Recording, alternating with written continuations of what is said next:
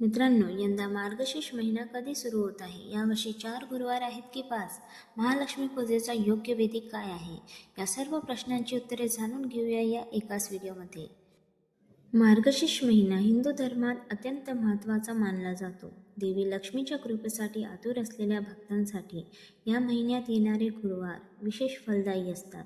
यंदा मार्गशीर्ष महिना शुक्रवार 21 नोव्हेंबर 2025 पासून सुरू होत आहे आणि या पवित्र महिन्याची सांगता शुक्रवार 19 डिसेंबर 2025ला होणार आहे.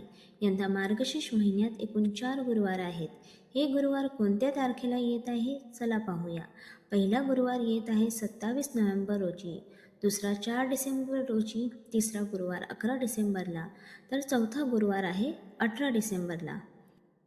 प्राचीन धार्मिक ग्रंथांमध्ये मार्गशीर्ष महिन्याला विशेष महत्त्व आहे.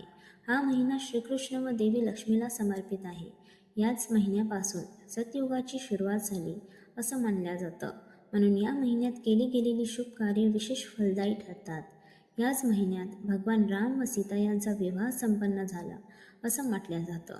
भगवान श्रीकृष्णांनी भगवतमध्ये म्हटलेले आहे की मासांनाहं मार्गशीर्षम, म्हणजेच सर्व महिन्यांमध्ये मी मार्गशीर्ष आहे.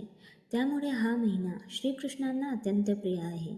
मार्गशीर्ष महिन्याच्या व्रत केल्याने देवी लक्ष्मी व भगवान विष्णू दोघांची कृपा प्राप्त होते. यामुळे सुख, समृद्धी आणि ऐश्वर्य मिळतो. या महिन्याला अगहन महिना पण म्हटलं जातं. आता आपण जाणून घेऊया की या व्रताची योग्य पद्धत काय आहे आणि महालक्ष्मी व्रत पूजा आपण घरच्या घरी सोप्या पद्धतीने कशी करू शकता. गुरुवारी सकाळी लवकर उठून आंघोळ करून स्वच्छ वस्त्र परिधान करावं. घराच्या देव्हाऱ्याची आणि पूजेच्या जागेची स्वच्छता करावी. पूजेच्या जागी छान रांगोळी काढावी. त्याच्यावर चौरंग ठेवावा. चौरंगावर लाल रंगाचं वस्त्र अंथरावा. नंतर थोडंसं तांदूळ घेऊन तांदळाच्या रासावर तांब्याचं कळश ठेवलं जातं. कळसावर हळद कुंकू लावून गंधाचं लेपन करावं. नंतर त्यात पाणी, दुर्वा, एक नाणं आणि सुपारी घातली जावी. कळसावर वेळ्याची पानं किंवा आंब्याच्या पाण्याच्या डहाळ्या किंवा पंचपत्री म्हणजेच 5 झाडाच्या पानं टाकावी.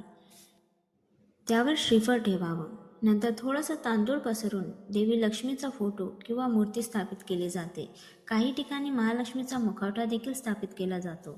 देवीसमोर दिवा लावावा, धूप दीप लावावी, हळद कुंकुम, अक्षता आणि फुले अर्पण करावी.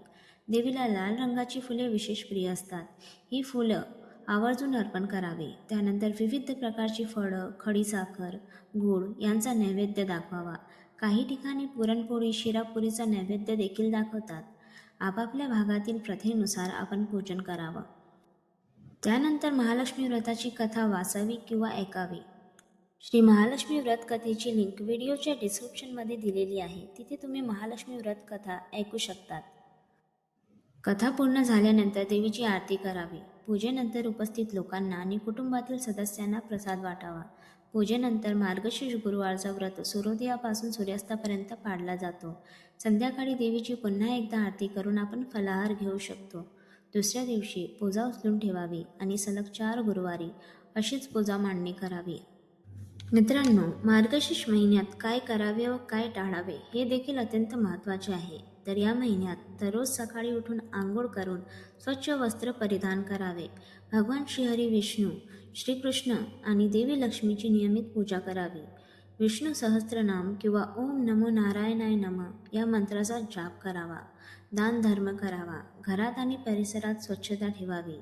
टाळण्याच्या गोष्टी म्हणजे तामसी भोजन करू नये, कोणाचीही निंदा करू नये, घरात शांत आणि सकारात्मक वातावरण ठेवावं, वादविवाद टाळावे.